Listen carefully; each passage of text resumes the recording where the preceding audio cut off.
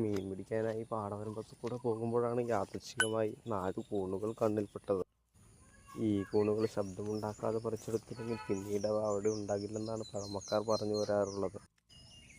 അതുകൊണ്ട് തന്നെ നമ്മളവ ശബ്ദമുണ്ടാക്കാതെ ഓരോന്നോരോന്നായി പറിച്ചെടുത്തു.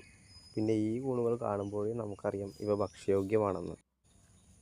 പിന്നെ നമ്മൾ ആ ഏരിയ മുഴുവനായി തപ്പി നോക്കിയെങ്കിലും ഇന്നലെ വിരിഞ്ഞുപോയ കൂണുകൾ മാത്രമാണ് കണ്ടെത്താൻ സാധിച്ചത്.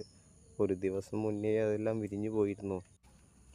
പിന്നീട് കുറച്ചു മാറി നമ്മൾ കണ്ടെത്തിയ ചെറിയ കൂണുകൾ ഭക്ഷ്യയോഗ്യമാണോ എന്ന് നമുക്ക് തിരിച്ചറിയാൻ പറ്റാത്ത വിധത്തിലായിരുന്നു.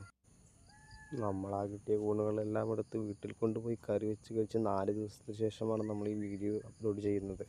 അതിനാൽ തന്നെ ഇവയെല്ലാം ഭക്ഷ്യയോഗ്യമാണെന്ന് തന്നെ നമുക്ക് ഉറപ്പിക്കാം. അപ്പോൾ വീഡിയോ ഇഷ്ടമായി ലൈക്ക് ചെയ്യാൻ, സപ്പോർട്ട് ചെയ്യാൻ മറക്കരുത്.